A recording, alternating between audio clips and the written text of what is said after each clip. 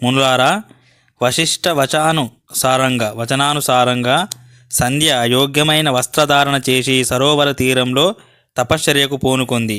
చిత్తాన్ని అన్యదాయత్తం కానివ్వకుండా ఏకాగ్రమైన మనస్సుతో ఆమె తపస్సు చేస్తూ ఉండగా ఒక మహాయుగ కాలం గడిచిపోయింది. ఆమె ఉగ్ర తపస్సుకు ప్రసన్నుడైన పరమేశ్వరుడు ఆమె ఏ రూపాన్ని ధ్యానం చేసిందో ఆ రూపంతోనే అంతటా ప్రత్యక్షమయ్యాడు. ప్రసన్నవదనుడు శాంతుడు అయిన శంకరుని చూచి సంతత ధారాపాతంగా కన్నుల అశ్రుధారాలొలుక కించిత్ ఆశ్చర్యాన్ని వెరపును పొంది సంధ్య నేనేం మాట్లాడాలి, ఎలా స్తుతించాలి అని చింతిల్లి కళ్ళు మూసుకుంది. ఆమె హృదయంలో వెంటనే హరుడు ప్రవేశించి ఆమెకు దివ్య జ్ఞానాన్ని, దివ్య వాక్కును, దివ్య నేత్రాలను అనుగ్రహించగా ఆమె ఇలా వేద సమంచిత వాక్కులతో స్తుతించింది. మునులారా, ఆనాడు సంధ్య చేసిన ఈ స్తుతి మహిపో చాలా శక్తివంతమైనది, పవిత్రమైనది, శుభకరమైన సుమ సంధ్యాస్తుతి. మనము ఈ ధ్యాన శ్లోకము చాలా శక్తివంతం కాబట్టి వీటిని మనం సంస్కృతంలో చదువుకొని తర్వాత వాటికి మళ్ళీ తెలుగులో మీనింగ్ చూసుకుందాము. శ్లోకము: నిరాకారం జ్ఞానగమ్యం పరం ఎన్నైవ స్థూలం నాపి సూక్ష్మం నచోచ్చం అంతశ్చింత్యం యోగి విస్తస్య రూపం తస్మై తుభ్యం లోకకర్త్రే నమోస్తు. సర్వం శాంతం నిర్మలం నిర్వికారం జ్ఞానగమ్యం స్వప్రకాశే అవికారం కాద్వప్రఖ్యం ద్వాంత మార్గాత్ పరస్తాద్రూపం యస్య త్వాం నమామి ప్రసన్నం ఏకం శుద్ధం దీప్యమానం తథాజం చిదానందం సహజం చ అవికారి నిత్యానందం సత్యభూతి ప్రసన్నం యస్య శ్రీదం రూపైమస్మై నమస్తే. గగనం భూర్దిశైవ సలిలం జ్యోతిరేవ చ పునః కాలశ్చ రూపాని యస్య తుభ్యం నమోస్తుతే. ఈశ్వర, నువ్వు నిరాకారుడవు, సర్వాతీతమైన నీ తత్వము జ్ఞానగమ్యము, స్థూల సూక్ష్మ ఉన్నత స్థితులకు మించి ఉంటుంది నీ రూపము. సదా యోగుల హృదయంలో భాషించే లోకకర్తవైన నీకు నమస్కారము. సర్వవ్యాపకము, శాంతము, నిర్మలము, నిర్వికారము, జ్ఞానగమ్యము, స్వప్రకాశమునందు ఏ వికారములు లేనిది, సంసారమనే తమో మార్గానికి అతీతంగా చిదాకాశంలో యోగులకు ప్రసిద్ధమైనదగు రూపంగల నీకు నమస్కారము. అద్వయము, శుద్ధము, స్వయం జ్యోతి రూపము, అజాతము, చిదానందము, ఆనందగణము, వికారరహితము, స్వరూపభూతము, శాశ్వతానంద రూపము, సత్యమనే సంపదచే ప్రసన్నమై సంపదలనిచ్చునదగు రూపంగల నీకు నమస్కారము. ఆకాశము, భూమి, దిక్కులు, నీరు, అగ్ని, కాలము ఇవి నిరూపాలే, అట్టి నీకు నమస్కారము. తర్వాత శ్లోకము: విద్యాకారోద్భావనీయం ప్రభిన్నం సత్వచ్ఛందం ధ్యేయమాత్మస్వరూపం సారం పారం పావనానాం పవిత్రం తస్మై రూపం యస్య చైవం నమస్తే. యత్వాకారం శుద్ధరూపం మనోజ్ఞం రత్నాకల్పం స్వచ్ఛకర్పూరగౌరం ఇష్టాభీతే శూలముండే దదానాం అస్తైర్నమో యోగయుక్తాయ తుభ్యం. ప్రధాన పురుషౌ యస్య కాయత్వేన వినిర్గతౌ తస్మాదవ్యక్తరూపాయ శంకరాయ నమో నమః. యో బ్రహ్మా కురుతే సృష్టిం యో విష్ణుః కురుతే స్థితిం సంవరిష్యతి యో రుద్ర తస్మై తుభ్యం నమో నమః. త్వం పరః పరమాత్మా చ త్వం విద్యా వివిధా అరః సద్బ్రహ్మ చ పరం బ్రహ్మ విచారణ పరాయణః. మిథ్యా జగత్తు కంటే భిన్నమైనది, సత్వగుణ ప్రధానమైనది, ప్రత్యేగాత్మ కంటే అభిన్నమైన నీ రూపము జ్ఞానం చేత మాత్రమే తెలియబడుతుంది. భక్తులచే ధ్యానింపబడునది, సారభూతమైనది, అలౌకికమైనది, పావనమైన తీర్థాలను సైతము పావనము చేయునదగు రూపంగల నీకు నమస్కారము. నీ రూపము శుద్ధమైనది, మనోహరమైనది, రత్నములచే అలంకరింపబడినది, స్వచ్ఛమైన కర్పూరం వలె తెల్లనైనది, చేతులతో అభయవరద ముద్రలను, శూలాన్ని, కపాలాన్ని ధరించిన యోగీశ్వరుడవగు నీకు నమస్కారము. ఎవని శరీరం నుండి ప్రధానము పురుషుడు ఉద్భవించాయో అట్టి ఇంద్రియాతీతమైన రూపంగల శంకరునకు అనేక నమస్కారాలు. బ్రహ్మరూపంలో సృష్టిని, విష్ణు రూపంలో స్థితిని, రుద్రుని రూపంలో సంవారాన్ని చేసే నీకు అనేక నమస్కారాలు. నీవు సర్వశ్రేష్ఠుడవు, పరమాత్ముడవు, వివిధ విద్యలు నీ స్వరూపమే. నీవు అరుడవు, జ్ఞానం చేత మాత్రమే లభ్యమయ్యే సద్గనుడవు, పరబ్రహ్మవు నీవే.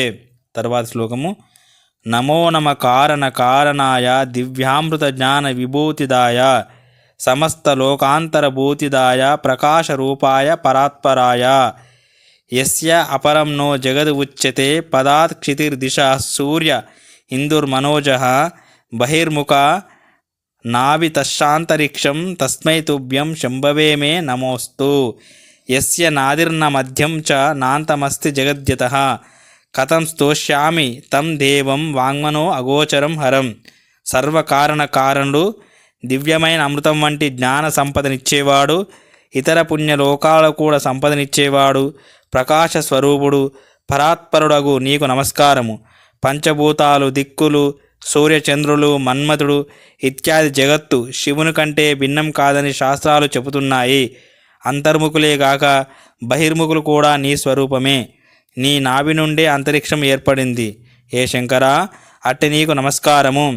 ఎవనికి ఆది మధ్యాంతములు లేవో, ఎవని నుండి సృష్టి అంతా వ్యక్తమైందో అట్టి నీకు నమస్కారము. వాక్కుకు మనస్సుకు గోచరం కాని ఆ దేవదేవుడవైన శంకర, నేను నిన్నెలా స్తుతించగలను? తర్వాతి శ్లోకము.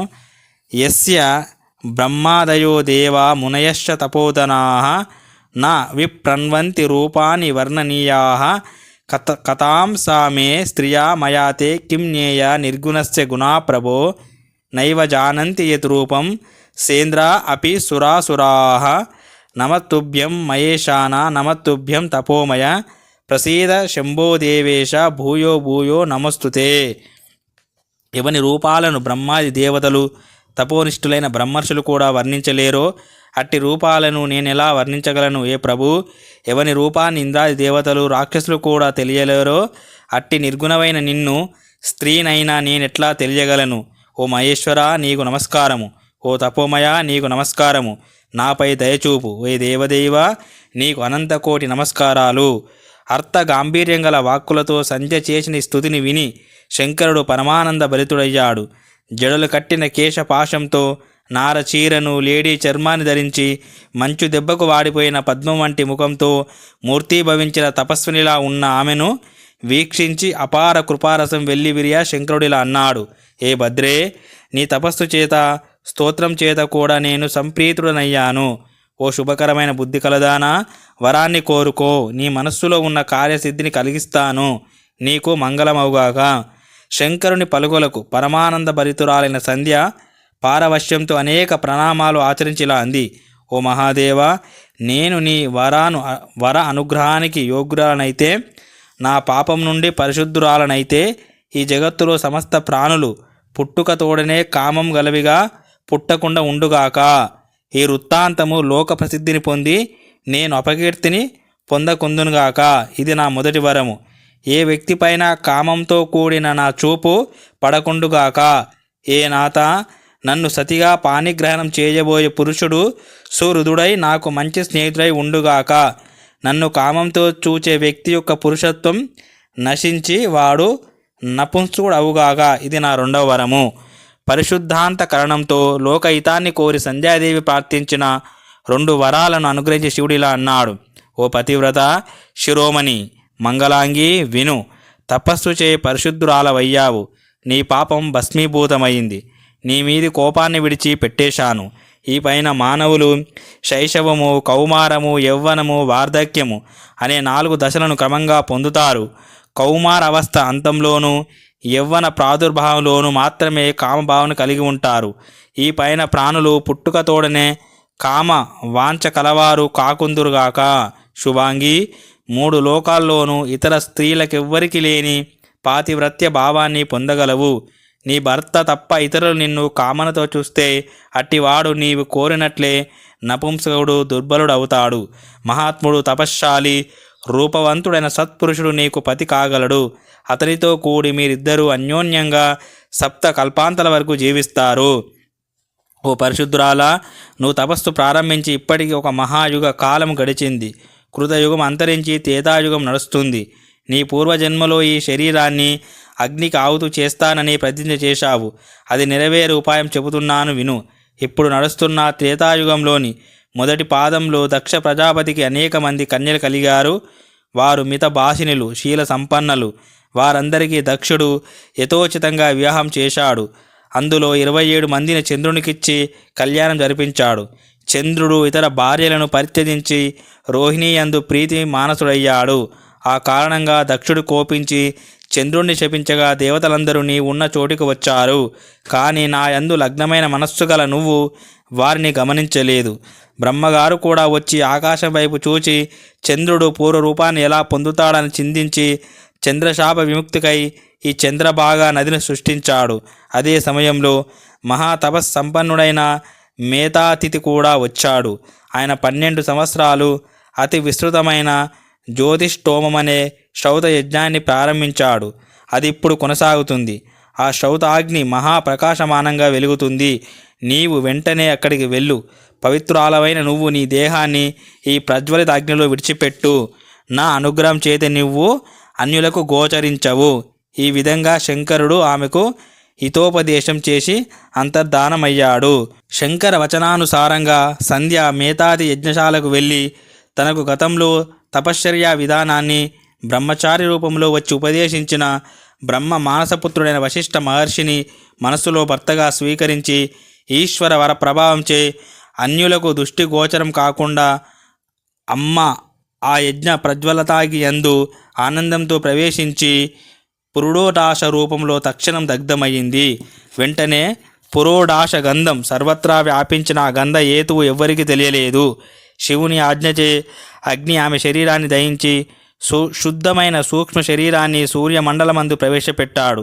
సూర్యుడు ఆమె శరీరాన్ని 2గా విభజించి పితరులకు దేవతలకు ప్రీతిని కలిగించే నిమిత్తము తన రథమందు శాశ్వతంగా స్థాపించాడు.